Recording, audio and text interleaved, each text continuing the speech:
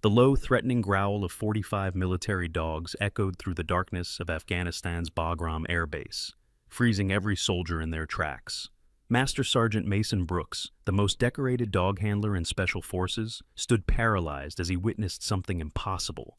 The entire pack of combat dogs forming a protective circle around a small woman in blood-soaked fatigues kneeling in the dust.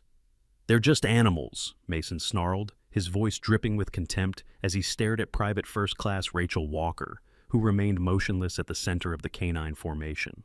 "And you're just a veterinary technician playing dog trainer."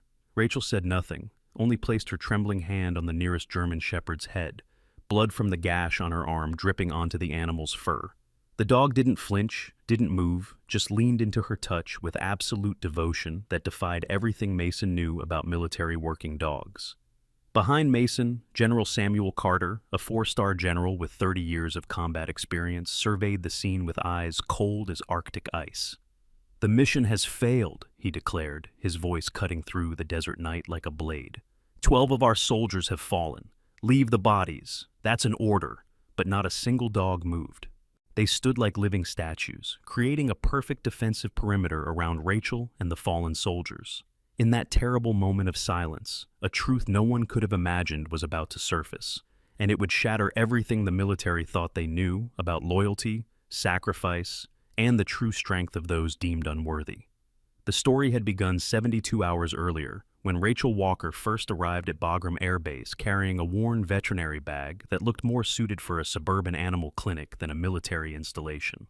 The morning sun cast long shadows across the tarmac as transport planes roared overhead, and the acrid smell of jet fuel mixed with desert dust filled the air. She walked with measured steps, neither too fast nor too slow, her 5'4" frame dwarfed by the towering special operators who brushed past her without a second glance. The K-9 training facility sat at the eastern edge of the base, a sprawling complex of kennels, training grounds, and administrative buildings, surrounded by chain-link fencing topped with razor wire. As Rachel approached the main gate, she could hear the controlled chaos of morning training, dogs barking, handlers shouting commands, the sharp crack of training weapons firing blanks. She paused for a moment, adjusting the strap of her bag, and that's when she saw them for the first time. 45 military working dogs, a mix of German shepherds, Belgian Malinois, and Dutch shepherds, were arranged in perfect formation on the training field. Their handlers stood beside them, backs straight, eyes forward, as Master Sergeant Mason Brooks paced in front of the assembly like a general inspecting his troops. Mason was everything Rachel wasn't. 6'3", 220 pounds of muscle, with arms thick as tree trunks and a voice that could make grown men flinch.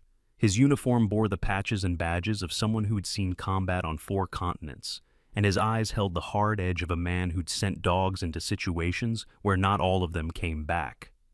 "Excellence," Mason barked, his voice carrying across the field, "is not negotiable. These dogs are weapons. They are tools. They are extensions of American military power, and they will be treated as such. Any handler who thinks otherwise, who treats these animals like pets, who shows weakness or emotional attachment, will be removed from this program immediately." Rachel watched from behind the fence as one young handler, barely out of basic training, reached down to scratch his dog's ear. Mason was on him in 3 strides, his face inches from the soldiers. "Did I give you permission to pet that weapon, Private?" "No, Master Sergeant. That dog is not your friend. It is not your companion. It is a piece of military equipment worth more than your annual salary. You will treat it with respect, not affection. Is that clear?" "Yes, Master Sergeant." Rachel's hand tightened on her bag strap as she watched the interaction. The dog, a beautiful black German shepherd, had its ears pinned back, tail tucked, clearly stressed by the tension radiating from its handler. She could see the subtle signs of anxiety in several other dogs as well. Excessive panting despite the cool morning air, rigid postures, dilated pupils. These animals were wound tight as springs, ready to snap at any moment. "You must be the new veterinary technician," a voice said behind her. Rachel turned to find Colonel Grace Anderson, a woman in her early 40s with silver threading through her regulation bun and intelligent brown eyes that seemed to take in everything at once. Grace commanded the base's medical operations, which technically included veterinary services, though the K-9 unit operated with significant autonomy under Mason's iron-fisted control. "Yes, ma'am. Private First Class Rachel Walker reporting for duty. Grace studied her for a moment, taking in Rachel's slight build, her carefully neutral expression, the way she held herself with a curious mixture of military bearing and something else, something harder to define. You've worked with military dogs before? I've worked with dogs, ma'am. The military part is new. It wasn't entirely a lie. Rachel had indeed worked with dogs, though the context of that work was buried in classified files that even Grace Anderson's security clearance couldn't access. Well, you're about to get a crash course. Mason Brooks runs the tightest K9 unit in the entire theater. His dogs have the highest success rate for IED detection, the best combat performance metrics, and the lowest casualty rate. He's also, Grace paused, choosing her words carefully, extremely particular about how things are done. He doesn't believe in what he calls emotional contamination of the animals. Rachel nodded, keeping her expression neutral, even as her mind cataloged the stress behaviors she'd observed in the dogs. High performance metrics meant nothing if the animals were one bad day away from a breakdown, but she knew better than to voice that opinion on her first day. I understand, ma'am. Grace led her through the gate and across the compound toward a small building that served as the veterinary clinic. Inside, the space was functional but sparse. Examination tables, basic surgical equipment, supplies for treating everything from minor cuts to gunshot wounds. Rachel set her bag down and immediately began familiarizing herself with the layout, her movements efficient and practiced. Your primary duty is medical care for the dogs, Grace explained. Routine health checks, injury treatment, vaccination schedules. Mason handles all training and operational matters. Your support staff, nothing more. Is that clear? Crystal clear, ma'am. But even as Rachel nodded her understanding, she noticed something through the window. One of the dogs from the formation, a Belgian Malinois with distinctive scarring on its left flank, had broken from its position and was staring directly at her. Not at the building, not at the general area, but at her specifically. The animal's entire body was oriented toward her location, ears forward, tail still, with the kind of intense focus usually reserved for tracking a target. That's unusual, Grace murmured, following Rachel's gaze. That's Rex. He's one of Mason's most disciplined dogs. I've never seen him break position without a command. Rachel said nothing, but she could feel the weight of the dog's attention like a physical thing. Rex knew something. Animals always did. They could sense things humans missed, smell chemicals that revealed hidden truths, detect changes in body language too subtle for conscious observation. And Rex had detected something about Rachel Walker that his handler hadn't noticed yet. The moment was broken by the sharp sound of Mason's whistle. Rex immediately snapped back to attention, but not before Mason had noticed the lapse. His eyes tracked from the dog to the veterinary building, and Rachel saw his jaw tighten when he spotted her in the window. Their eyes met across the distance, and in that brief moment, she saw what would define their relationship: dismissal, contempt, and the absolute certainty that she didn't belong here. If you're watching from a military family or have ever witnessed the incredible bond between handlers and their canine partners, let us know your location in the comments below. These stories of loyalty deserve to be heard. Subscribe now to honor their service. Rachel's first official interaction with Mason came 2 hours later when she was scheduled to perform routine health checks on half the unit. She'd set up in the examination area, supplies laid out with military precision, when Mason arrived with the first group of dogs. He didn't acknowledge her presence, didn't offer a greeting, just stood against the wall with his arms crossed, watching her every move with the intensity of someone expecting failure. The first dog was a German shepherd named Titan, a massive male with intelligent amber eyes and a coat that gleamed like polished obsidian. As Rachel approached, she noticed the subtle tension in the animal's shoulders, the way his weight shifted slightly backward, classic signs of a dog that had been trained to suppress its natural responses. "Hey there, big guy," she said softly, extending her hand for him to sniff. "We don't talk to them," Mason interrupted sharply. "These aren't pets. They respond to commands, not conversation." Rachel glanced at him but didn't argue. Instead, she began her examination in silence, though her hands moved with a gentleness that seemed to confuse Titan. The dog kept trying to turn his head to look at her, his tail attempting small wags that had clearly been trained out of him. When she checked his ears, she noticed scarring consistent with repeated corrections from a prong collar, and when she palpated his ribs, she found old fractures that had healed without proper treatment. "This dog has multiple old injuries," she said, keeping her tone professionally neutral. Broken ribs that weren't properly set, damage to the ear canal, signs of chronic stress in the jaw muscles from excessive bite work without adequate recovery time. That dog has completed 47 successful missions, Mason countered. He's detected more IEDs than any other dog in this unit. Those injuries are badges of honor from serving his country. These injuries are affecting his performance. The ear damage alone has probably reduced his hearing by 30%. The rib fractures are causing compensation patterns that will lead to hip dysplasia within a year if not addressed. Mason pushed off from the wall, his considerable bulk filling the small examination room. Are you questioning my training methods, Private? The emphasis on her rank was deliberate, a reminder of the vast gulf between them in the military hierarchy. Rachel met his gaze steadily, though she had to tilt her head back to do so. I'm providing medical assessment, Master Sergeant. That's my job. Your job is to keep these dogs functional, nothing more. He turned to leave, calling Titan to heel with a sharp command. The dog immediately obeyed, though Rachel noticed the slight favoring of his right side as he moved, confirming her assessment about the compensation patterns. As they left, she made detailed notes in Titan's medical file, documenting every injury, every sign of chronic stress, every indicator that these dogs were being pushed beyond their limits. The pattern continued with each dog Mason brought in. Zeus, a Belgian Malinois with PTSD symptoms so severe he flinched at sudden movements. Apollo, a Dutch shepherd whose anxiety manifested in obsessive licking that had created open sores on his legs. Athena, the only female in the group, who showed signs of severe depression, her eyes dull and lifeless despite her perfect obedience. Rachel documented everything, saying little, but her gentle handling of each animal seemed to create a strange reaction. Dogs that hadn't wagged their tails in months suddenly showed signs of relaxation. Animals trained to maintain rigid military bearing began to lean into her touch. And most remarkably, they all oriented toward her when she moved around the room, their attention locked onto her with an intensity that grew more noticeable with each passing minute.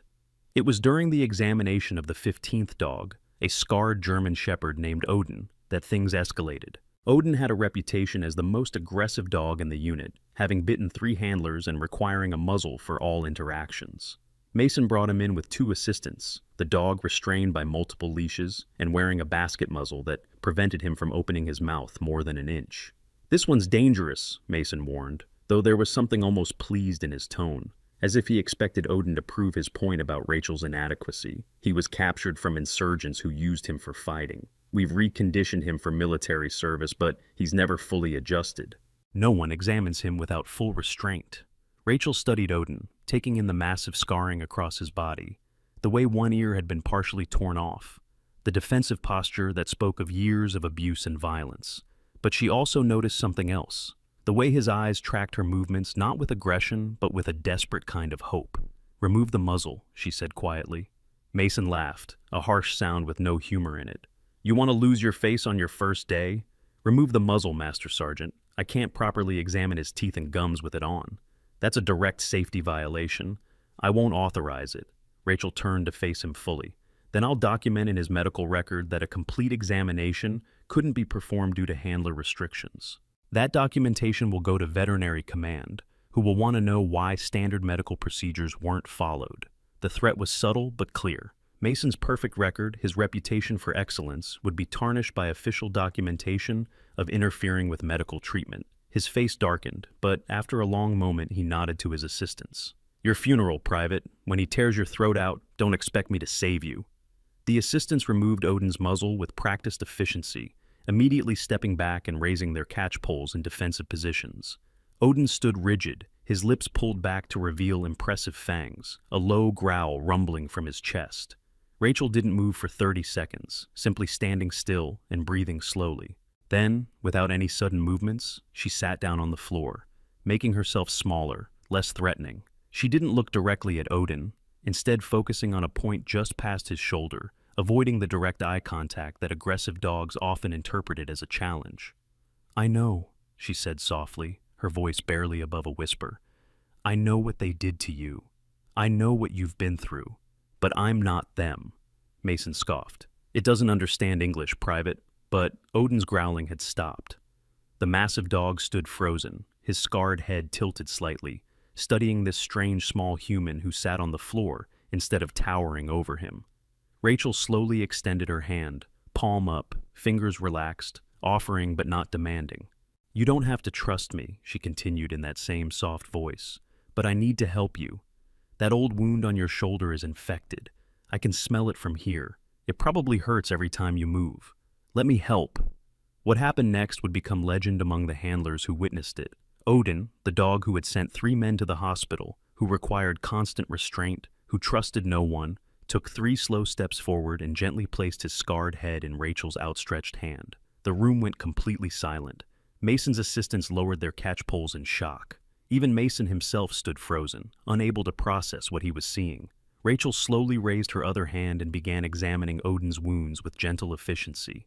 The dog not only allowed it, but began to lean into her touch, his eyes closing in what looked remarkably like relief. "That's impossible," Mason breathed. "That dog is a trained killer. He can't."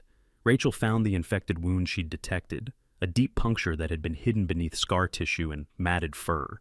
She cleaned it carefully while Odin stood perfectly still, occasionally turning his head to watch what she was doing, but showing no signs of aggression. "Dogs aren't weapons," she said as she worked. "They're not tools or equipment. They're living beings with memories, trauma, and the capacity for both trust and healing. When you treat them like machines, you break something fundamental in them. Spare me the philosophy lesson, Private. These dogs save lives. They could save more if they weren't broken." She finished treating Odin's wound and stood slowly. The dog immediately positioned himself at her left side, sitting without being commanded, his shoulder touching her leg in a gesture of connection that military dogs were specifically trained not to make. "Odin, heel," Mason commanded sharply. The dog's ears twitched, acknowledging the command, but he didn't move. He stayed pressed against Rachel's leg, his eyes fixed on Mason with something that looked remarkably like defiance. "Odin, heel, now!" Still no movement. For the first time in his military career, one of Mason's dogs was refusing a direct order. The Master Sergeant's face flushed red, veins standing out on his neck as he stepped forward. "What did you do to my dog?" "I didn't do anything. I just treated him like a living being instead of a weapon." Rachel gently touched Odin's head. "Go on, boy. Go to him." Immediately, Odin rose and trotted over to Mason, sitting perfectly at his heel as trained, but his head turned back toward Rachel, and his tail, which hadn't wagged in 2 years according to his file, gave 3 small wags before stopping. Mason stared at her, with a mixture of suspicion and something else, something that might have been fear. "You're done for today. Get out of my facility." Rachel gathered her supplies without argument, but as she left, she heard the strangest sound, a soft whine from not just Odin, but several other dogs in the facility, as if they were calling after her. Through the window, she saw something that would have been impossible to believe if there hadn't been witnesses. All 15 dogs that had been examined that day had turned toward the door she'd exited through, their attention focused with laser-like intensity on her retreating form. That evening, the mess hall buzzed with whispered conversations about the new veterinary technician who'd somehow tamed Odin. Soldiers who had never paid attention to support staff suddenly knew Rachel's name, though the stories grew more elaborate with each telling. By the time dinner was served, rumors claimed she'd made Odin roll over and play dead, that she'd commanded the entire pack with just a whisper, that she possessed some kind of supernatural ability to control animals. Rachel sat alone at a corner table, methodically eating her meal while pretending not to hear the conversations around her. She'd changed out of her work clothes into a clean uniform, but there was still blood on her boots from treating Odin's wound, a detail that several people noticed and added to the growing mythology. "Mind if I sit?" She looked up to find Specialist Ashley Chen, a young intelligence analyst with kind eyes and an uncertain smile. Ashley worked in the Tactical Operations Center and had no direct connection to the K-9 unit, which probably made her one of the few people on base willing to risk Mason's displeasure by associating with Rachel. "Free country," Rachel replied, gesturing to the empty chair. Ashley sat down, placing her tray carefully on the table. "So, you're the one who made Master Sergeant Brooks look like he'd seen a ghost." "I examined some dogs, that's all." "That's not what I heard. I heard Odin followed you around like a puppy. That dog once bit a sergeant's hand so badly, he needed reconstructive surgery." Rachel continued eating without responding, but Ashley wasn't deterred. "Where did you train? Your veterinary skills, I mean." "State University, nothing special." It was another carefully constructed half-truth. Rachel had indeed attended a state university, though what she'd learned there was far from ordinary. But those details were buried in files that didn't officially exist, covered by a story that would hold up under casual scrutiny but fell apart if anyone dug too deep. "You don't act like someone fresh out of school," Ashley observed. "The way you handled Odin, the way all the dogs responded to you, that's not normal." Rachel finally looked up, meeting Ashley's curious gaze. Maybe the dogs just recognized someone who actually cares about their well-being. Before Ashley could respond, a commotion erupted near the entrance. Mason strode in with 3 of his senior handlers, including Sergeant Connor Mills, a stocky man with cruel eyes and a reputation for using excessive force during training. Connor spotted Rachel immediately and made a beeline for her table, his expression promising trouble. "Well, well, the dog whisperer," Connor's voice dripped sarcasm. "Heard you put on quite a show today. Made the boss look stupid in front of his men." Rachel didn't look up from her meal. "I did my job." "Your job?" Connor laughed, the sound drawing attention from nearby tables. "Your job is to give shots and clean up shit, not to interfere with training operations. Medical care includes behavioral assessment." Connor slammed his hand on the table, making Ashley jump. Rachel didn't flinch, though her stillness had a quality to it that suggested coiled readiness rather than fear. "Listen carefully, Private Princess. Those dogs are trained killers. They're not pets for you to coddle. You may have gotten lucky with Odin today, but luck runs out. And when it does, when one of those dogs tears into you because you were too stupid to maintain proper protocol, don't expect any of us to save you." Rachel finally looked up, and something in her eyes made Connor take an involuntary step back. It was just a flash, lasting less than a second, but Ashley saw it.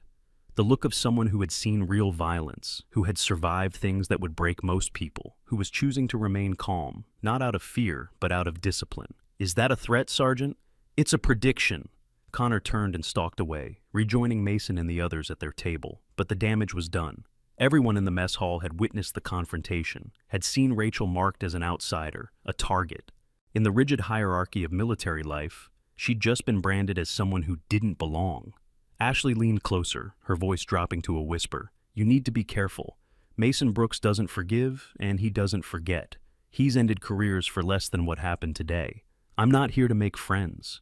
No. But you're also not here to make enemies. And trust me, Mason Brooks is not an enemy you want." Rachel resumed eating, but her peripheral awareness tracked every movement in the room. She noticed how the dog's handlers clustered together, their body language aggressive and exclusionary. She observed Mason speaking quietly but intensely to someone on his phone, his eyes occasionally flicking toward her. She cataloged the exits, the potential weapons, the tactical advantages and disadvantages of her position, old habits, muscle memory from a life that was supposed to be behind her. But as she'd learned long ago, you could leave the battlefield, but it never truly left you. Later that night, Rachel stood outside the canine facility, technically off-duty, but drawn by sounds of distress she could hear from a quarter-mile away. The handlers couldn't hear it. Human ears weren't sensitive enough to pick up the high-frequency whines and stress vocalizations the dogs were making. But Rachel heard every sound, and what she heard made her blood run cold.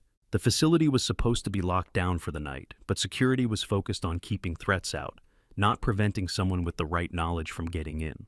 Rachel found a maintenance access point that had been carelessly secured. The lock engaged but not properly checked. It took her less than 30 seconds to gain entry. Inside, the kennels were dimly lit by emergency lighting. The dogs were all awake, pacing in their enclosures, exhibiting severe stress behaviors. Zeus was spinning in tight circles, a repetitive behavior that suggested psychological breakdown. Apollo had rubbed his nose raw against the kennel door. Athena sat in the corner of her enclosure, facing the wall, completely unresponsive to Rachel's presence. But it was Odin who broke her heart.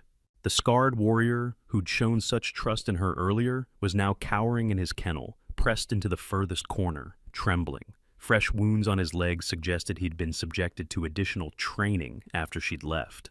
"Oh boy," she whispered, approaching his kennel slowly. "What did they do to you?" Odin's eyes tracked to her, and despite his fear, his tail gave a single, tentative wag. Rachel reached through the bars, letting him sniff her hand, and he pressed his nose against her palm with desperate need for comfort. "I know," she said softly. "I know it hurts, but I'm going to fix this. All of it. She moved from kennel to kennel, offering what comfort she could through the bars.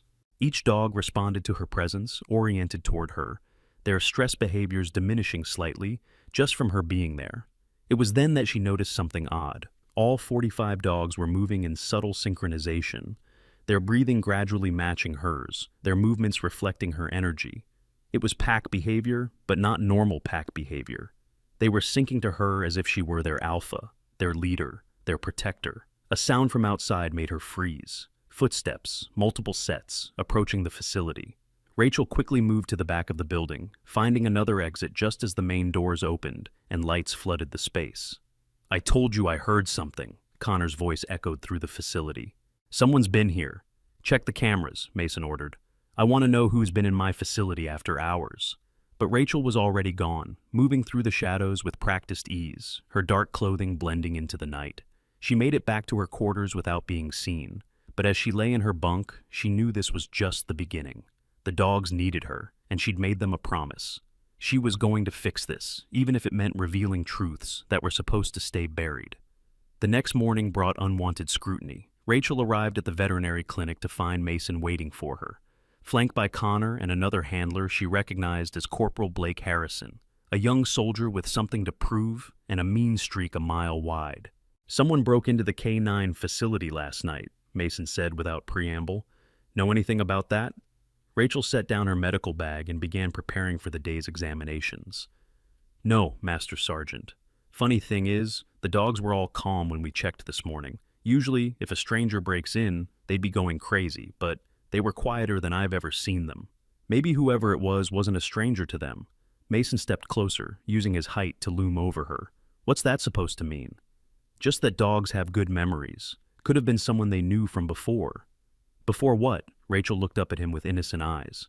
"Before yesterday. You have a lot of handlers rotating through. Maybe one of them came back to check on the dogs." It was a reasonable explanation, one that Mason couldn't directly refute, but the suspicion in his eyes deepened. "From now on, you're not allowed near the facility after hours. In fact, you're not allowed near the dogs at all unless I'm personally present. Is that clear?" "Crystal clear, Master Sergeant." But even as Mason laid down his restrictions, a commotion outside drew their attention. Through the window, they could see handlers struggling with several dogs who were refusing to enter the training area. Rex, the Belgian Malinois who'd noticed Rachel on her first day, had planted himself firmly and wouldn't budge despite his handler's increasingly forceful commands. Two other dogs had followed suit, their passive resistance spreading through the pack like a contagion. "What the hell is wrong with them?" Mason muttered, storming outside. Rachel followed at a distance, watching as the situation escalated. The more force the handlers applied, the more the dogs resisted. It wasn't aggressive resistance. None of them were showing teeth or growling. They simply wouldn't move, their bodies locked in place as if waiting for something, or someone. Rex's head turned toward Rachel, and the moment their eyes met, he stood up and calmly walked to the training area. The other dogs immediately followed, leaving their handlers stunned, and Mason's face purple with rage. "This is your doing," he hissed at Rachel. "I don't know how, but you've done something to my dogs." "I've done nothing but treat them with kindness, Master Sergeant. If that's enough to disrupt your program, maybe the problem isn't with me." The challenge in her words was unmistakable, and several enlisted personnel who'd gathered to watch the commotion exchanged shocked glances. A private first class didn't speak to a Master Sergeant that way, not unless they had a death wish for their career. Connor stepped forward, his hand moving to his sidearm in an unconscious gesture of aggression. "You need to learn your place, Private. My place is providing medical care to these animals. Nothing more, nothing less. Your place is wherever Master Sergeant Brooks says it is," Blake Harrison added, eager to curry favor with his superiors. "And right now, that should be on your knees, apologizing for your disrespect." The sexual undertone in his comment was unmistakable, and several female soldiers in the crowd shifted uncomfortably. But Rachel simply stared at him with those unsettling, calm eyes. "I kneel for no one, Corporal."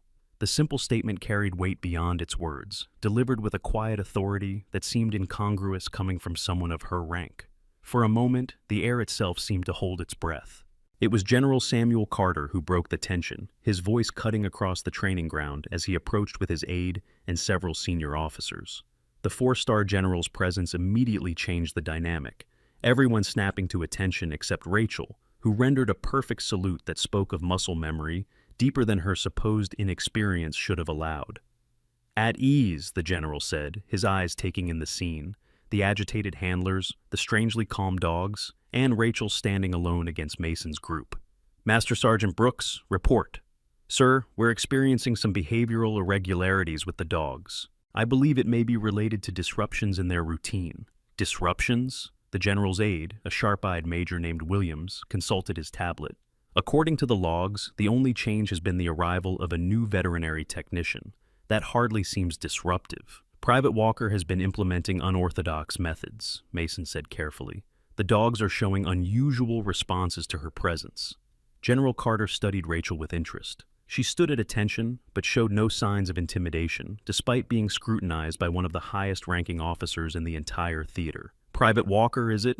Tell me, Private, what's your assessment of our K-9 unit?"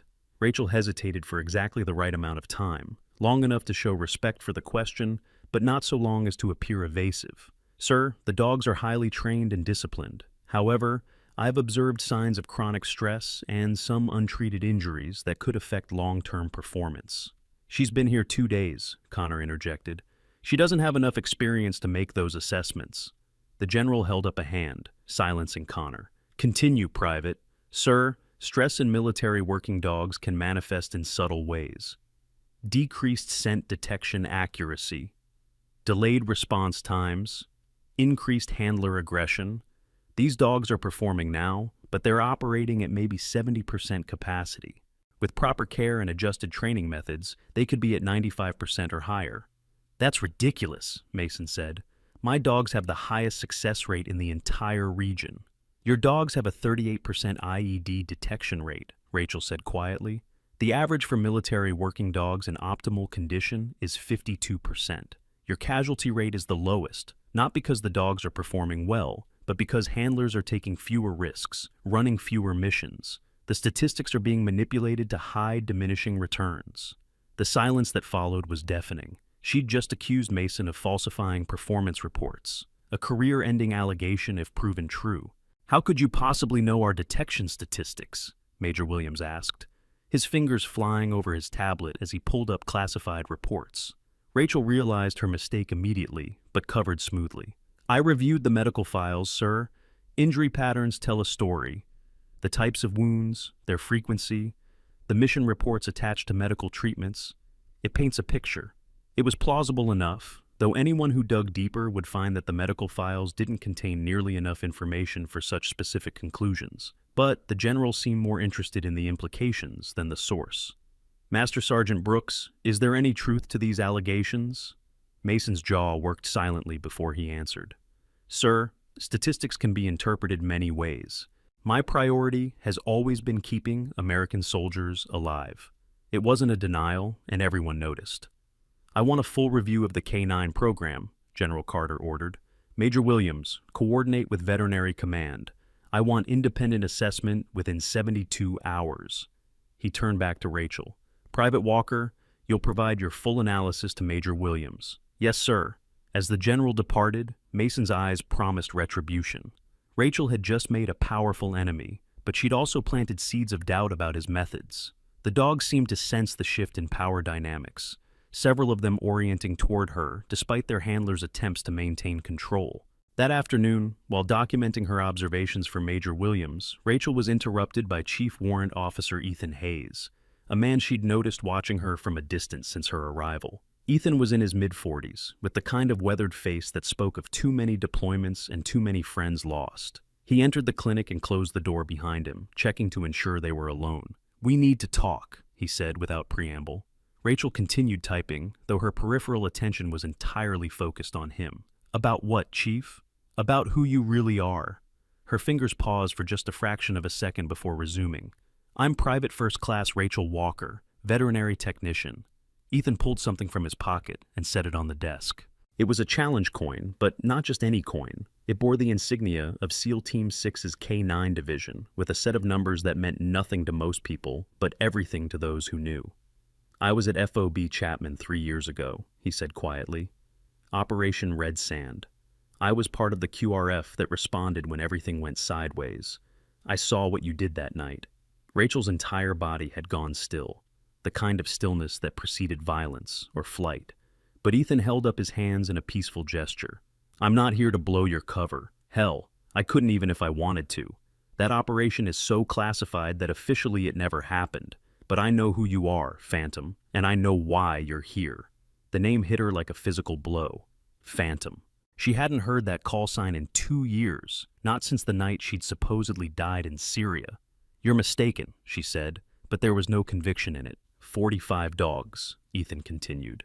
"The exact number that were left behind when the unit was ambushed. The exact number you refused to leave, even when the command ordered you to evacuate. You stayed for 18 hours, just you and the dogs, holding off enemy forces until extraction could arrive. 11 soldiers died that night, but 34 lived because those dogs gave early warning, because you wouldn't leave them." Rachel's hands had formed fists on the desk, knuckles white with tension. "After that, you vanished. Official story was KIA, but some of us knew better. You don't just lose someone like Phantom, you hide them. You give them a new identity, a new mission." Ethan leaned forward. "Is that why you're here? These 45 dogs?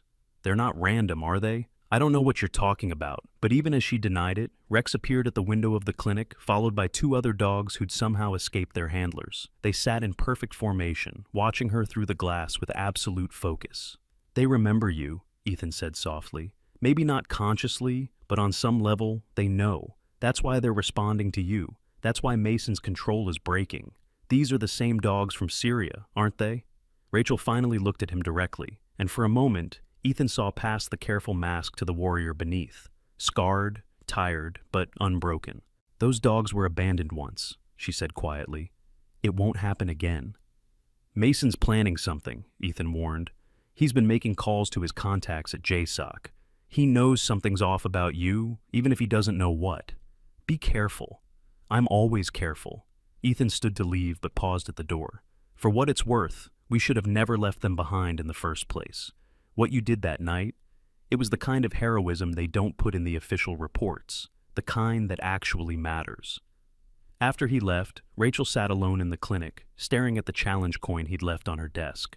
3 years of hiding, of pretending to be less than she was, of watching from the shadows as the military she'd served made the same mistakes over and over. She had thought she could do this quietly, could fix things without revealing herself.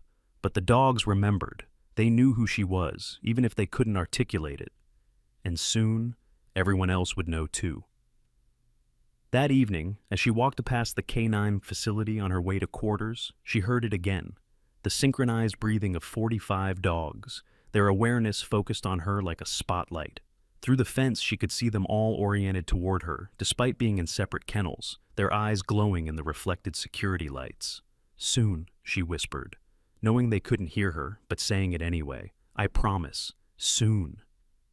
Inside the facility, Mason stood watching the same scene from a different angle, his phone pressed to his ear. "Yes, sir," he said to whoever was on the other end. "I need everything you have on Rachel Walker. Everything. Because I don't think that's really her name." The pieces were moving on the chessboard, alliances forming and breaking in the shadows of Bagram Air Base. In 72 hours, a mission would launch that would shatter every assumption, reveal every secret, and test the bonds between human and animal in ways no one could imagine. But for now, in the darkness of an Afghan night, 45 dogs waited patiently for their true alpha to return, while a woman with too many secrets prepared for a war she'd thought she'd left behind. The mission briefing came at 0400 hours on the 3rd day, delivered in the sterile confines of the Tactical Operations Center where maps of the Hindu Kush Mountains covered every wall. General Carter stood at the front, his expression grave as he addressed the assembled special operations teams. Rachel wasn't supposed to be there. Veterinary technicians didn't attend classified briefings, but she'd positioned herself near the ventilation grate in the adjacent supply room where sound carried through with perfect clarity. "Operation Iron Shield launches in 18 hours, the general announced. "Intelligence indicates a high-value target meeting occurring in the Korangal Valley.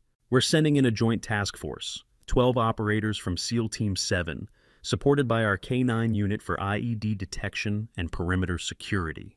Through the grate, Rachel could see Mason standing with the other team leaders, his chest puffed with pride at his unit's inclusion in such a critical mission. Connor Mills and Blake Harrison flanked him, already discussing which dogs to deploy. Weather forecast shows a storm system moving in, Major Williams added, pulling up satellite imagery. Limited air support after insertion.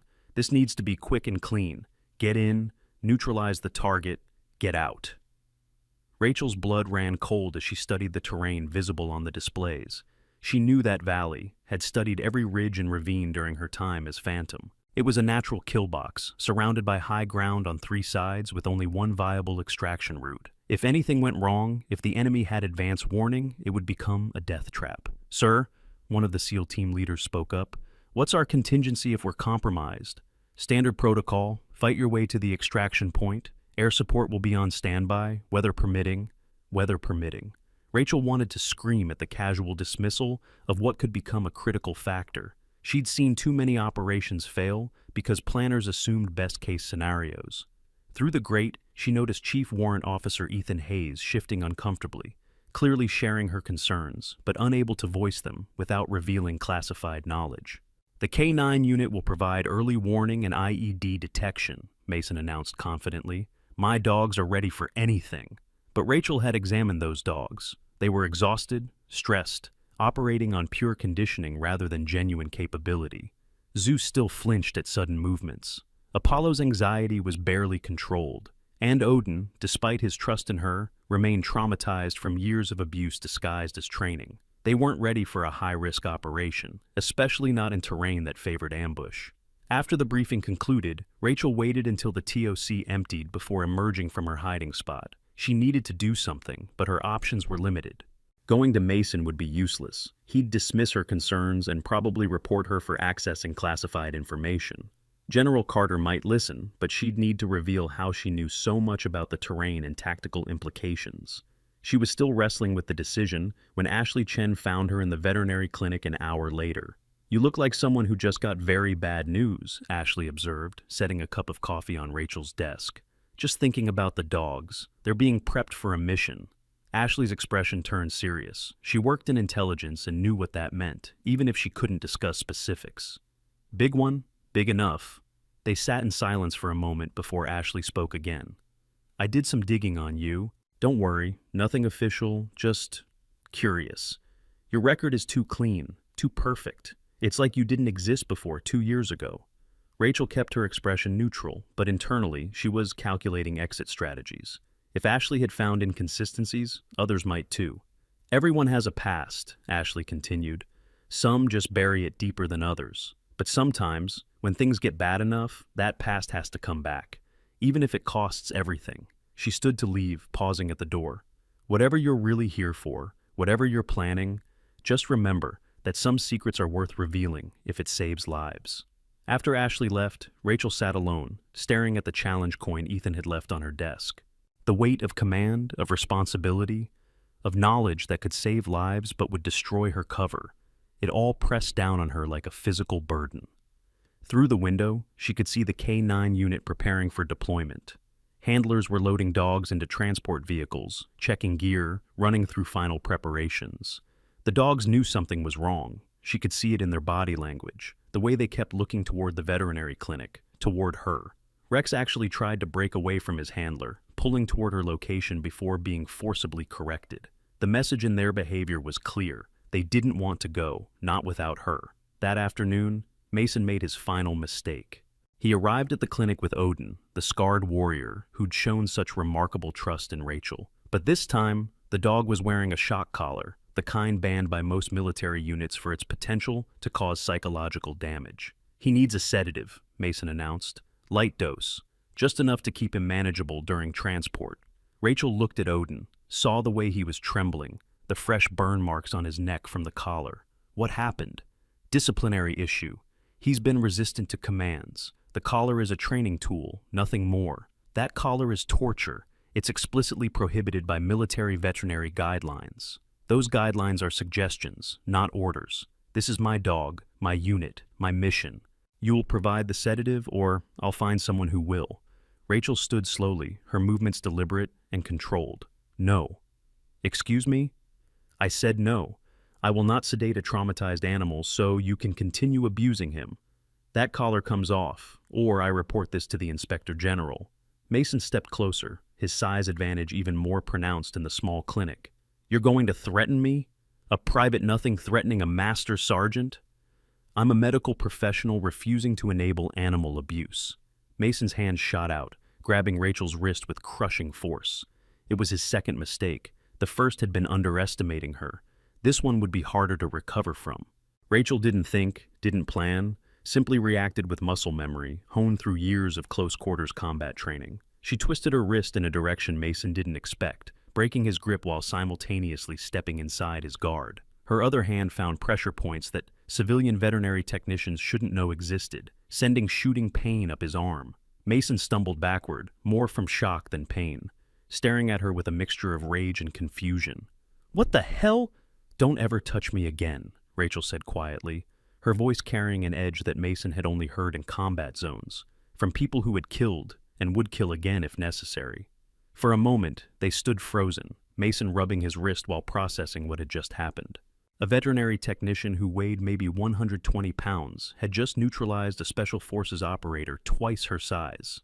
"Who are you?" he asked. But before Rachel could answer, Odin did something extraordinary. The massive dog, still wearing the shock collar, positioned himself between Rachel and Mason, his scarred body tense with protective instinct. A low growl rumbled from his chest, directed not at Rachel, but at his handler, the man who was supposed to be his master. "Odin, heel," Mason commanded, but the dog didn't move. "Odin, stand down." Still nothing. The dog's loyalty had shifted completely, recognizing in Rachel something that transcended rank or official position. He knew, on some primal level, who the true alpha was. "Get out," Rachel said. "Leave the dog. He's not going on this mission. You don't have that authority? Then get someone who does. But Odin stays here." Mason left, his face promising retribution, but he left without the dog. As soon as he was gone, Rachel removed the shock collar, revealing angry burns on Odin's neck. The dog pressed against her, his entire body shaking with relief. "I'm sorry, boy," she whispered, treating his wounds with gentle efficiency. "I'm so sorry I let this happen." 2 hours later, the deployment began. Rachel watched from the clinic as 11 dogs were loaded into vehicles, their handlers checking weapons and equipment. She'd managed to keep Odin out of it, but the others were going into danger, and every instinct screamed at her to intervene. The storms Major Williams had mentioned were already building on the horizon, dark clouds massing over the mountains like an omen. The weather would turn bad fast, potentially trapping the teams in hostile territory without air support. But the mission was proceeding anyway, driven by intelligence that couldn't wait and commanders who believed in their own invincibility. As the convoy departed, Rachel noticed something that made her decision for her. Rex, just before being loaded into the vehicle, had left something behind, deliberately dropped from his mouth near the clinic entrance. She retrieved it after the convoy was out of sight. It was a piece of fabric, torn from someone's uniform, but not just anyone's. It carried a scent she recognized, had encountered in the intelligence files she wasn't supposed to have accessed. The meeting in the valley wasn't random. Someone had leaked the intelligence, drawn the teams into a trap. And she knew who. Lieutenant Ryan Foster, one of Mason's protégés who'd been asking questions about her background, had been in contact with local insurgent groups. She'd noticed discrepancies in his behavior, small things that wouldn't mean anything individually, but painted a clear picture when assembled. He'd volunteered for guard duty during specific times that coincided with enemy movement patterns. He'd had access to deployment schedules that later proved compromised. And now, he was part of the operation, positioned to guide the teams directly into an ambush. Rachel made her choice. She grabbed her medical bag, but what she packed wasn't standard veterinary equipment. Hidden beneath the false bottom were items from another life: a combat knife, emergency beacon, tactical radio, and something else. Something she'd hoped never to use again. Her old dog tags, the ones that read Lieutenant Commander R. Walker, SEAL Team 6. She changed into dark tactical clothing she'd kept hidden, strapped the knife to her ankle, and slipped out of the clinic. Odin immediately fell into step beside her, moving with the fluid grace of a combat dog despite his injuries. "You don't have to come," she told him, but the dog's response was clear.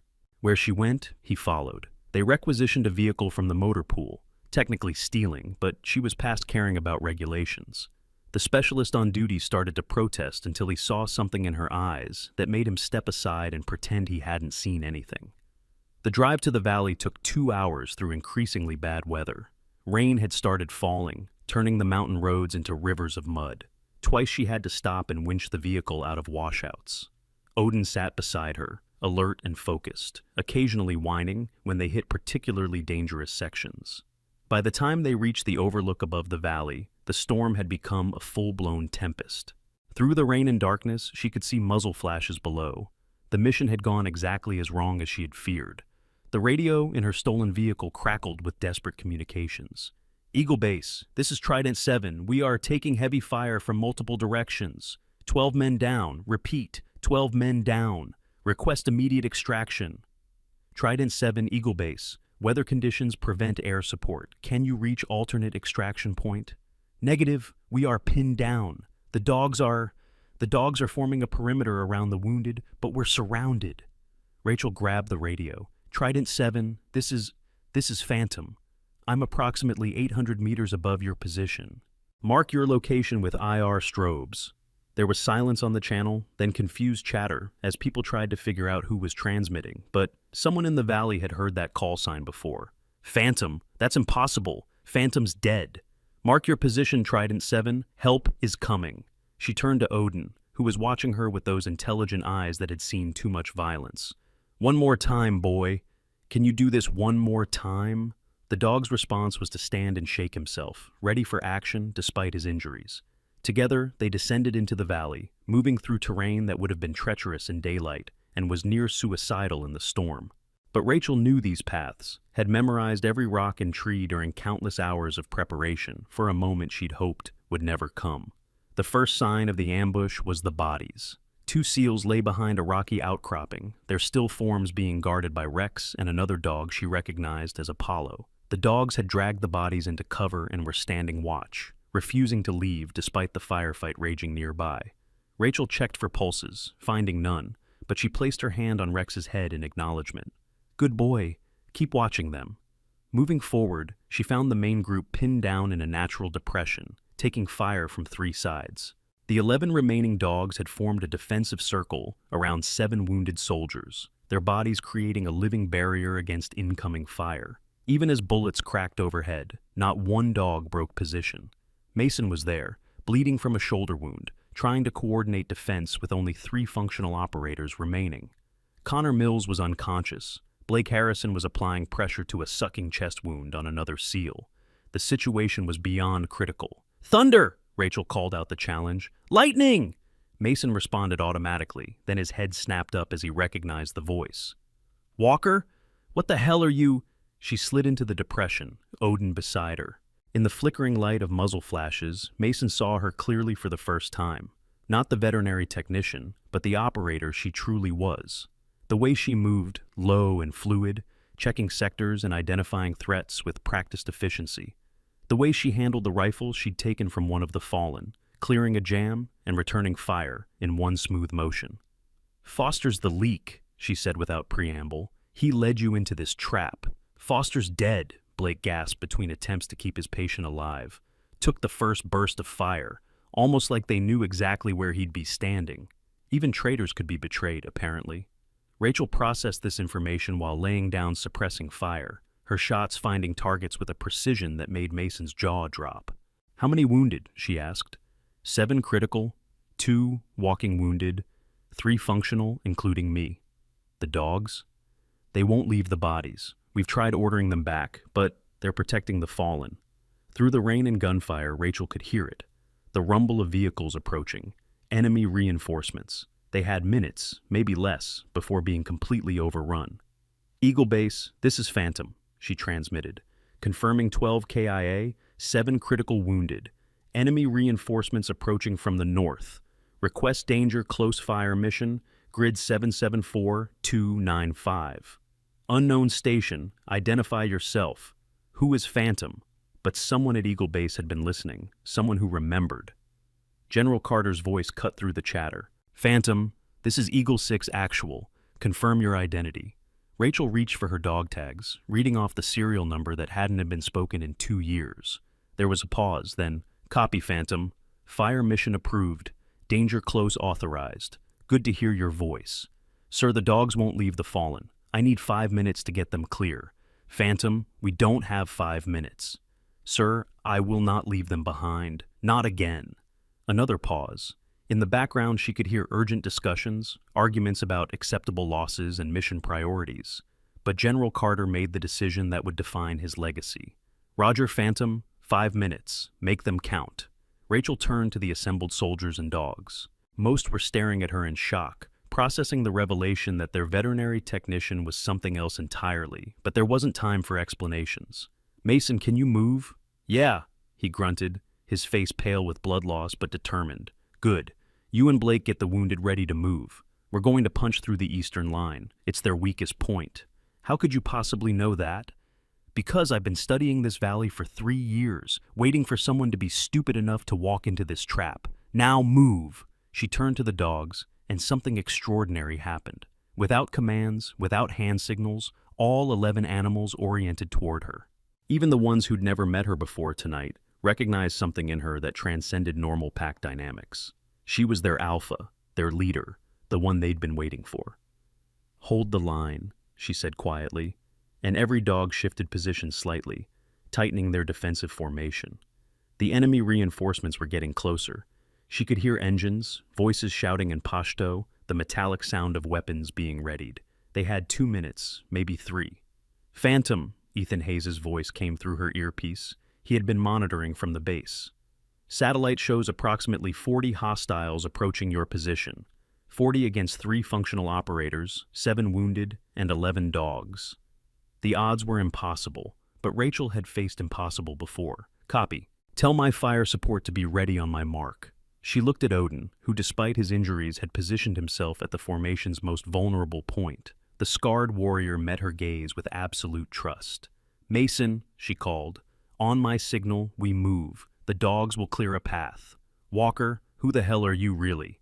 She pulled off her outer shirt, revealing what the rain and combat had hidden, a tattoo on her left shoulder, the trident of the Navy SEALs intertwined with the designation K9, and a set of coordinates that marked a place in Syria where 11 soldiers had died and 34 had lived because one operator refused to abandon the dogs. "I'm Lieutenant Commander Rachel Walker," she said, chambering a round in her rifle. "SEAL Team 6, K9 Division. Call sign Phantom, and I've come to bring everyone home." The enemy vehicles crested the ridge, headlights cutting through the rain, 40 fighters against their small group. But Rachel had one advantage they didn't expect. 45 military dogs who would follow her into hell itself. "Now!" she shouted. What happened next would be remembered in military history as the miracle of Korengal Valley. 11 dogs, responding to a single command from their true alpha, launched themselves at the eastern enemy line with coordinated precision that defied explanation. They moved as one unit, using tactics that hadn't been trained, but seemed to emerge from some deeper instinct. Odin, despite his injuries, led the charge, his scarred body moving with renewed purpose. The enemy fighters, expecting to overwhelm exhausted Americans, instead faced animals that attacked with supernatural coordination. Dogs that should have been operating independently were working in pairs and triads, one distracting while others struck from the flanks. Rex took down a machine gunner, while Zeus and Apollo eliminated a rocket team. Athena, the depressed female who'd shown no spark of life, became a whirlwind of controlled violence, protecting the wounded with savage efficiency. Rachel moved with them, her rifle speaking in controlled bursts, each shot finding its mark. She wasn't just fighting, she was conducting, orchestrating a battle symphony where every dog was an instrument playing in perfect harmony. Mason, Blake, and the others could only follow, carrying the wounded while watching in awe as their veterinary technician revealed herself as one of the most lethal operators they'd ever seen. They broke through the eastern line in 90 seconds. The dogs had cleared a path, but the main enemy force was closing fast. Rachel keyed her radio. "Eagle 6, Phantom, fire for effect. Danger close, danger close. Phantom, you're still in the target zone. Fire now!" The artillery came screaming in, high explosive rounds that shook the earth and turned the night into day. The enemy vehicles disappeared in balls of fire, their reinforcements scattering or dying as American firepower rained from the sky. But the truly miraculous part was what happened with the dogs. Without any command, all 45 dogs, including the ones who'd appeared from hidden positions around the valley, formed a perfect defensive circle around the American forces and their fallen comrades. As the artillery fell danger close, mere meters from their position, not one dog broke formation. They stood like living shields, their bodies protecting both the living and the dead. When the barrage ended, the valley was silent except for the rain and the labored breathing of wounded men. The enemy force was gone, eliminated or fled. But the image that would be seared into every witness's memory was those 45 dogs, standing in perfect formation around their humans, refusing to yield even an inch of ground. General Carter's helicopter was the first to arrive as dawn broke through the dissipating storm. He stepped out to find a scene that defied military protocol and explanation. 45 dogs maintaining a defensive perimeter, 7 wounded soldiers receiving treatment, 12 fallen heroes being guarded with a devotion that transcended training, and at the center of it all, a small woman in torn tactical gear, her shoulder tattoo visible to everyone, blood running from multiple wounds she'd ignored to save others. The general approached slowly, his aide and security detail hanging back. He stopped in front of Rachel, who was kneeling beside Odin, treating a gunshot wound the dog had sustained during the fight. "Lieutenant Commander Walker," he said formally. She looked up, exhaustion written in every line of her face. "Sir, I can explain, but General Samuel Carter, 4-star general with 30 years of service, did something that stunned everyone present. He snapped to attention and rendered a perfect salute. 'No explanation necessary, Phantom. Welcome back from the dead.' One by one, every soldier present followed suit. Mason, despite his wounded shoulder. Blake, tears streaming down his face. Even Connor Mills, who'd regained consciousness in time to witness the revelation, raised his hand in salute. They were saluting not just her rank, which exceeded most of theirs, but what she represented. The warrior who had given up everything to save those others had abandoned. But the most powerful moment came from the dogs. As if responding to some unspoken signal, all 45 animals sat in unison, their eyes fixed on Rachel with absolute devotion. They had found their true leader, the one they had been waiting for, the one who would never leave them behind. "Sir," Rachel said, her voice breaking slightly, "requesting medical evacuation for wounded personnel and proper transport for our fallen. Already en route, full medical team and honor guard." The general paused, studying her. "You know this ends your cover. There will be investigations, questions about why a declared dead SEAL was operating under false identity." "I know, sir." "Was it worth it?" Rachel looked at the dogs, at the wounded soldiers being treated, at the 12 fallen heroes who would return home with honor instead of being left behind. "Every second, sir." The evacuation took 3 hours. Military protocol demanded specific procedures for handling fallen soldiers, and Rachel insisted that each dog that had guarded them be allowed to maintain their vigil until the bodies were properly secured. Rex and Apollo refused to leave the 2 SEALs they had dragged to safety until Rachel personally assured them their duty was complete. Mason approached her as medics treated his shoulder. "I owe you an apology," he said stiffly. "And my life. You owe me nothing. You were doing what you thought was right. I was being an arrogant fool who thought strength meant dominance. These dogs, they followed you because you showed them something I never could. Respect, trust, love. They followed me because I promised never to abandon them. It's the only promise that matters." Connor Mills was loaded onto a stretcher, but he grabbed Rachel's hand as he passed. "I'm sorry," he whispered, "for everything." Blake Harrison, who had managed to save 3 wounded soldiers during the fight, stood awkwardly nearby. Commander, I don't know what to say." "Then don't say anything. Just remember, every living being deserves respect, even the ones who can't speak for themselves." As the helicopters lifted off, carrying the living and the dead back to Bagram, Rachel sat with Odin's head in her lap. The scarred warrior had finally succumbed to his injuries, requiring immediate surgery but expected to survive. Around them, the 45 dogs maintained their formation, even in the aircraft, their breathing synchronized in that uncanny way that had first revealed their connection to her. Back at Bagram, the story spread like wildfire. The veterinary technician who was actually a SEAL Team 6 operator, the dogs who'd refused to abandon fallen soldiers, the midnight rescue that had saved 7 lives. By noon, reporters were flooding the base's public affairs office with requests for interviews. But Rachel was in a secure debriefing room with General Carter, Admiral Marcus Blackwood from Naval Special Warfare Command, who'd flown in specifically for this meeting, and several officials from intelligence agencies that didn't officially exist. Operation Red Sand, Admiral Blackwood said, spreading classified files across the table.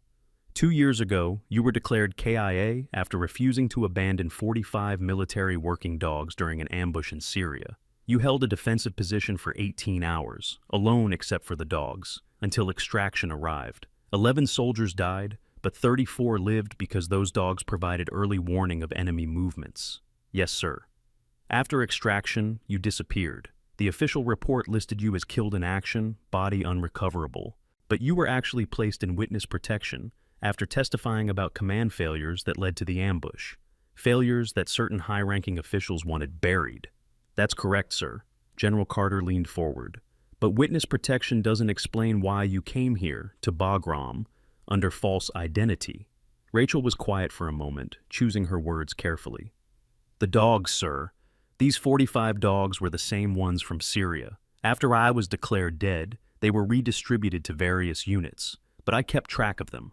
When I learned they'd all been assigned to the same unit here, under Master Sergeant Brooks, and that they were showing signs of severe trauma and abuse, I couldn't stand by. So, you violated witness protection, created a false identity, and infiltrated a military installation to protect those who couldn't protect themselves. Yes, sir. Admiral Blackwood exchanged glances with the others. You realize this should result in court-martial, impersonating military personnel, false enlistment, theft of government property, violation of classified protocols. I understand, sir. However, the Admiral continued, your actions last night saved 7 American lives and recovered 12 fallen heroes who would have been left behind. The President himself has been briefed and has expressed his personal gratitude. General Carter pulled out a document. Lieutenant Commander Walker, effective immediately, you are reinstated to active duty. Your death has been officially reversed as an administrative error. You'll return to SEAL Team 6, specifically to head a new program integrating military working dogs into special operations at a level never before attempted. Rachel stared at the document. Sir, I don't know what to say. Say yes, Commander. Your country needs you. And apparently, so do 45 dogs who refuse to follow anyone else. She signed the papers, her hand shaking slightly. After 2 years of hiding, of being less than she was officially back. But more importantly, she could now protect the dogs openly, with full authority. There's one more thing, General Carter said. Master Sergeant Brooks has requested to serve under your command. He wants to learn what he calls the right way to train military dogs. Connor Mills and Blake Harrison have made similar requests. They're good men who lost their way, sir. With proper guidance, they could be excellent handlers. Then they're yours, Commander. That evening, Rachel stood in the K9 facility, but everything had changed. The kennels were open, the dogs free to move and interact. The shock collars and punishment tools had been destroyed. The 45 dogs who'd been through hell and back were finally safe. Mason approached, his arm in a sling but his pride intact. Commander, I've been doing this wrong for 15 years. These dogs, they're not weapons. They're warriors, partners, family. Will you teach me? It's not about teaching, Mason. It's about listening. They'll teach you everything you need to know if you just pay attention. Rex padded over, the Belgian Malinois who had first recognized her. He sat at her feet, tail wagging for the first time in months. One by one, the other dogs joined him, forming their familiar circle around her. But this time, it wasn't defensive. It was celebratory. Ashley Chen appeared in the doorway, smiling. So, Phantom, that's a hell of a call sign. It's just a name. No, it's not. You were a ghost, moving through the system. Invisible, but always present, protecting those who needed it most. The name fits. Chief Warrant Officer Ethan Hayes joined them, carrying a bottle of whiskey that was definitely against regulations. To fallen heroes, he said, raising the bottle, and to those who refused to leave them behind. They drank in silence, remembering the 12 who hadn't come home alive, but who'd been brought home with honor. Outside, the sun was setting over the mountains of Afghanistan, painting the sky in shades of red and gold. It was beautiful and terrible, like everything about war. What happens now? Mason asked. Rachel looked at the 45 dogs, her dogs, who'd followed her through hell and back. Now, We revolutionize military dog training. We show the world that strength comes from trust, not dominance. That loyalty is earned, not commanded. And that no one, human or animal, gets left behind. Her phone rang, a secure line that only a handful of people had access to. She answered, listening to the voice on the other end, her expression growing serious. "Understood, sir. 72 hours. She hung up and turned to the others.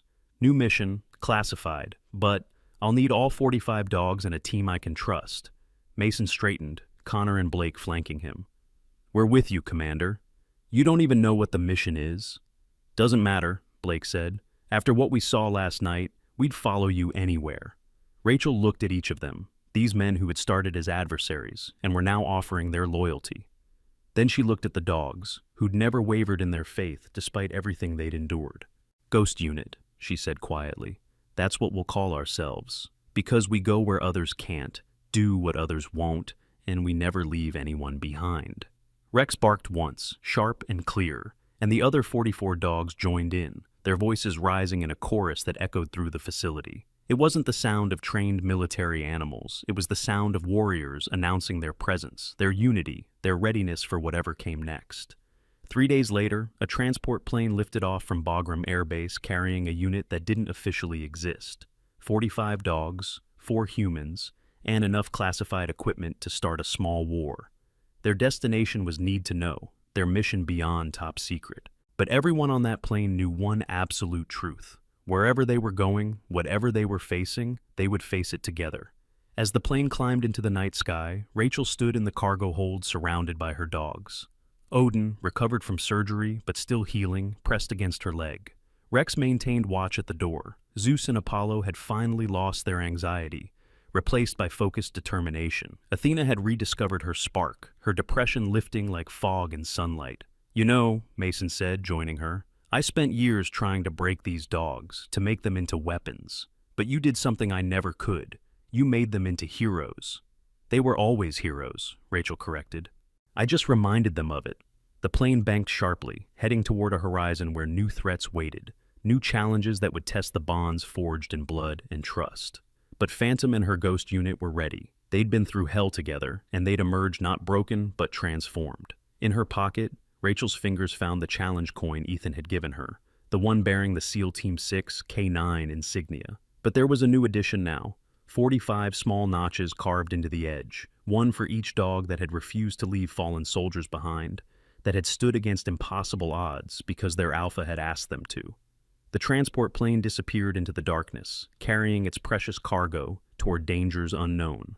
But somewhere in that cargo hold, 45 tails were wagging because they were with their pack, their family, their leader who would never abandon them. And that was all that mattered. 6 months later, the leaked footage from a helmet camera would surface on international news. It showed 45 dogs moving in perfect synchronization through an urban combat zone, neutralizing threats with precision that defied explanation. At their center, a small woman with a scarred shoulder and eyes that had seen too much, directing them with subtle gestures and quiet words. The operation saved 300 civilians from a terrorist attack that would have been catastrophic. The Pentagon would neither confirm nor deny the existence of Ghost Unit, but in military circles, the legend grew.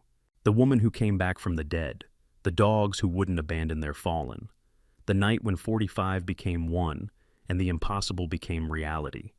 And somewhere, in a location that remained classified, Lieutenant Commander Rachel Phantom Walker continued her work, training a new generation of handlers and dogs, teaching them that true strength came not from dominance but from trust, not from fear but from love, and that the greatest warriors were those who understood that every life, human or animal, was worth fighting for.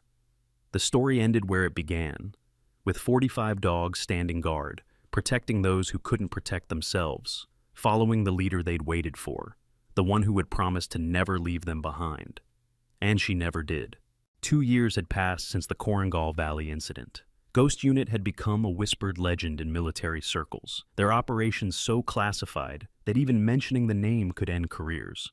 Rachel stood in her office at a location that didn't exist on any map, reviewing after-action reports from their latest mission, when her secure phone rang with a tone she hadn't heard in 3 years.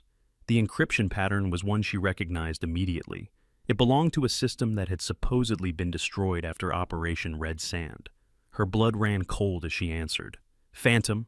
The voice on the other end was digitally altered, but something about its cadence felt familiar, triggering memories she'd buried deep. Hello, Rachel. Or should I say, the woman who refused to stay dead. Who is this? Someone who knows the truth about Red Sand. The real truth, not the sanitized version you told the admirals. Rachel's hand moved instinctively to her sidearm. Through the window, she could see the 45 dogs in the training yard, suddenly alert, all turning toward her office as if sensing her distress. Red Sand is classified beyond your clearance level, she said carefully. Is it? Then how do I know about the 16th man? The one whose name was scrubbed from every record. The one whose body was never recovered because he never died. The room seemed to spin. Only 3 people had known about the 16th man. Herself, Admiral Blackwood, and someone who was supposed to be dead. Marcus? She breathed, the name barely a whisper. Lieutenant Marcus Stone had been the K-9 unit's intelligence liaison during Operation Red Sand. He'd supposedly died in the initial ambush, his body lost in the chaos, but there had always been inconsistencies in the timeline, questions about how the enemy had known exactly where to hit them. Very good, Phantom. Though I go by a different name now, several, actually. It's amazing what you can become when everyone thinks you're dead. You should know that better than anyone. You were the leak. You set us up. I revealed an opportunity. The Syrians paid well for information, but that wasn't the real prize. Do you know what those dogs really are, Rachel? What Project Cerberus actually created? Rachel's mind raced. Project Cerberus was a black operations program that had allegedly enhanced military working dogs through selective breeding and experimental training protocols. It had been shut down 5 years ago after ethical concerns were raised. The 45 dogs in her unit were supposedly random animals from various breeding programs. They're military working dogs, nothing more. Marcus laughed, a sound that made her skin crawl. There's so much more. Haven't you wondered why they synchronize? Why they respond to you with almost telepathic coordination? Why they survived 18 hours of combat that should have killed them all? Through the window, Rachel watched Odin suddenly stand, his scarred head turning toward the mountains as if hearing something beyond human perception. One by one, the other dogs followed suit, all orienting toward the same distant point. What did you do to them? Not me, the program. Genetic modification, neural enhancement, chemically induced pack consciousness. They're not just dogs, Rachel. They're living weapons with capabilities we're only beginning to understand. And you're the only person they've ever fully bonded with. Do you know what that makes you? Their handler. Their trigger. The key to unlocking abilities that could revolutionize warfare, or end it, depending on who controls them. The door to her office burst open. Mason stood there, his face grim. Commander, we've got a problem. Satellite surveillance just picked up unusual movement in Serbia, border region, near the old Soviet research facility. Rachel muted the phone. What kind of movement? Military vehicles, but not Serbian forces. The energy signatures match. Commander, they match our readings from the dogs during synchronized operations. She unmuted the phone. There are others, aren't there? Other enhanced units. 93 confirmed subjects across 7 locations. But yours are special, Rachel. They're the only ones who achieved true pack consciousness. The only ones who survived the full enhancement protocol.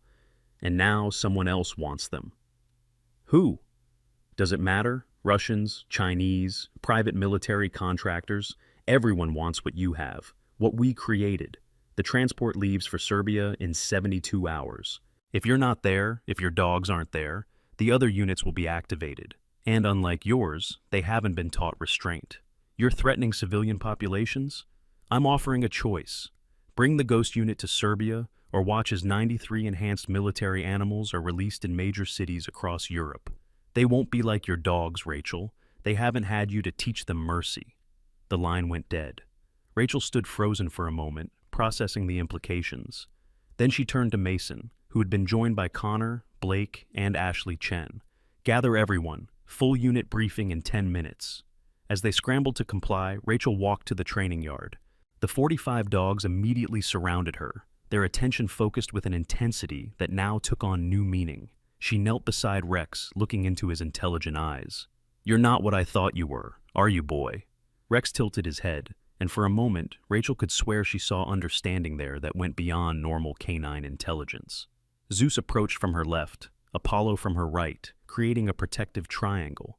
The other dogs formed concentric circles around them, a defensive formation they had never been taught, but somehow knew. Chief Warrant Officer Ethan Hayes appeared beside her, having arrived for what was supposed to be a routine inspection. "Commander, I've been monitoring unusual communications traffic. Someone's been accessing old Cerberus files, trying to locate research subjects. Whatever's happening, it's bigger than just us. Ethan, what do you know about Project Cerberus?" He was quiet for a long moment. "More than I should. My brother was one of the researchers.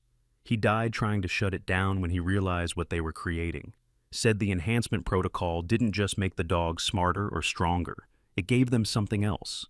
A collective consciousness, the ability to process and share information in ways we don't understand.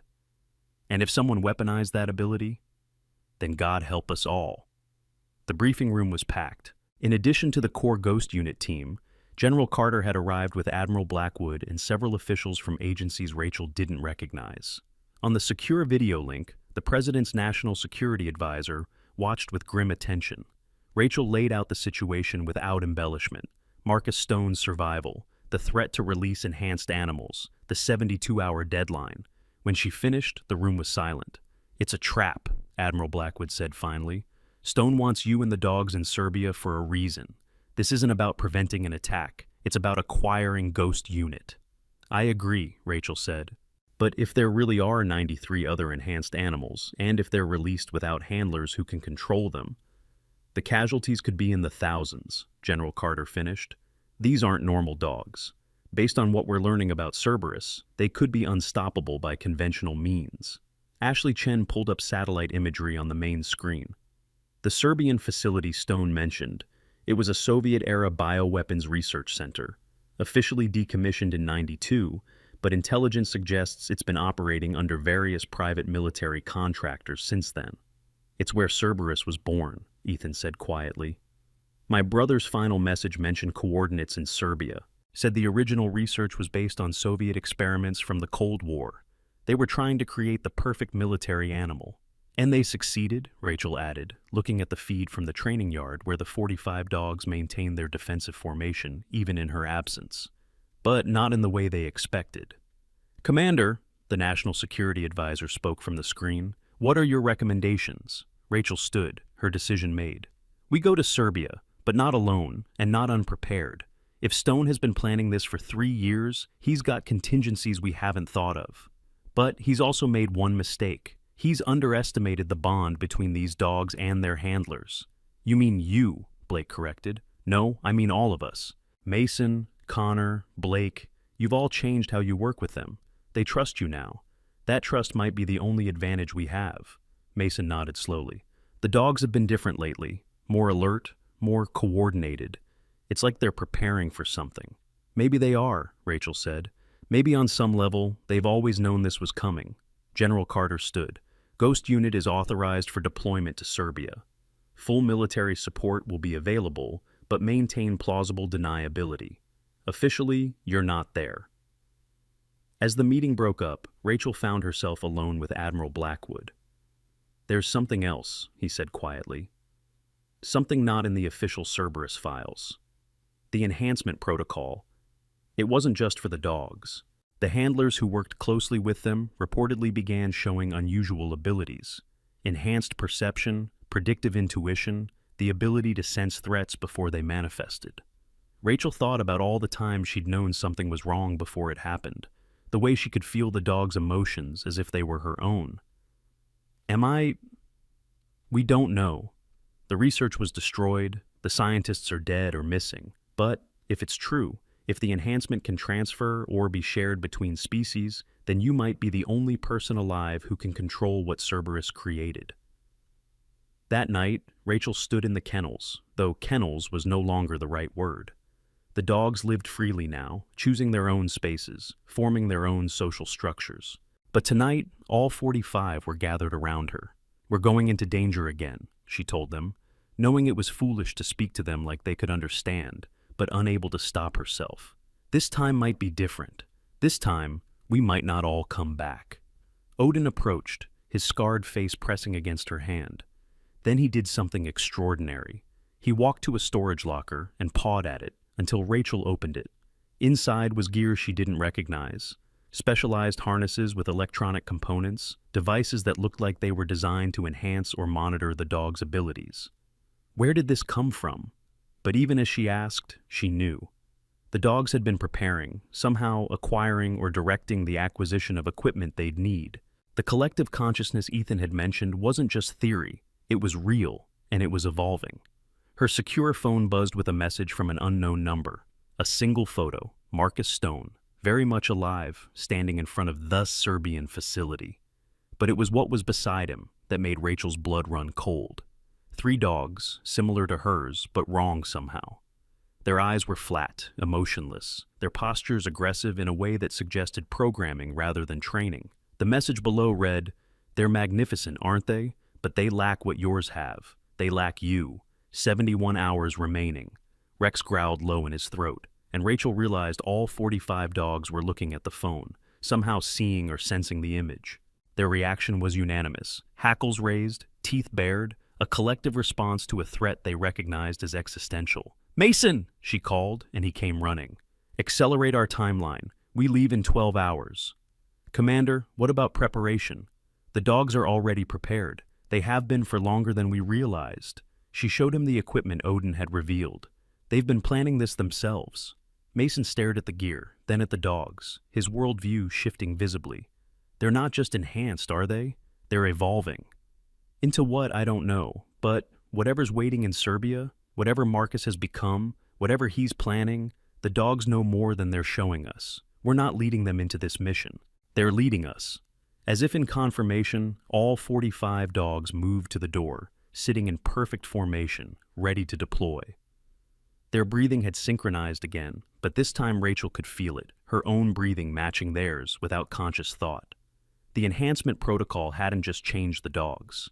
It had created something new, a fusion of human and animal consciousness that defied scientific understanding. And now, that creation was going to war against its own dark mirror. "Commander," Ashley called from the doorway, her face pale. "We just intercepted communications from Serbia. It's not just Marcus. There's an entire organization, buyers from 12 countries arriving for some kind of demonstration. They're calling it the Cerberus auction. They're going to sell the enhanced animals. Not just sell them, mass produce them. Marcus claims he's reverse engineered the enhancement protocol. He can create as many as buyers want." Rachel looked at her 45 dogs, understanding finally dawning. They weren't just going to Serbia to stop a threat. They were going to prevent the weaponization of an entire species, to stop humanity from crossing a line that could never be uncrossed. "Then we stop him," she said simply. "All of him. The operation, the research, the knowledge itself if necessary." "That's a suicide mission," Connor said quietly. "Maybe, but some things are worth dying to prevent." Odin barked once, sharp and clear, and the others joined in. Not the chaotic barking of dogs, but something else. A war cry, a promise, a warning to enemies they could somehow sense across continents. Rachel checked her weapon and looked at her team. The humans who had learned to see animals as partners, not tools, and the dogs who'd transcended their species to become something unprecedented. Ghost Unit moves in 12 hours. Destination, Serbia. Mission, prevent the end of the world as we know it. As she spoke, she noticed something that should have been impossible. In the reflection of the window, she could see not 45 dogs and 5 humans, but something else. A single entity, multi-bodied but unified in purpose. The enhancement protocol's true achievement wasn't creating super soldiers. It was creating the first trans-species consciousness, a collective that could think and act as one while maintaining individual identity. And Marcus Stone had no idea what he'd awakened. The story of Rachel Phantom Walker and her 45 dogs teaches us that true strength doesn't come from dominance or control, but from mutual respect and unconditional loyalty. In military culture, where hierarchy and command often overshadow compassion, Rachel's approach revolutionized not just dog training, but our understanding of leadership itself. The most profound lesson lies in recognizing that those we dismiss as lesser often possess capabilities we cannot imagine. Rachel was dismissed as just a veterinary technician. The dogs were seen as mere tools, yet together they achieved what elite forces couldn't. This reminds us that every individual, regardless of rank or species, has inherent worth and untapped potential, waiting to be recognized and nurtured. The dog's refusal to abandon their fallen comrades, even when ordered by a 4-star general, demonstrates that loyalty transcends programming or training. It emerges from genuine bonds forged through trust and respect.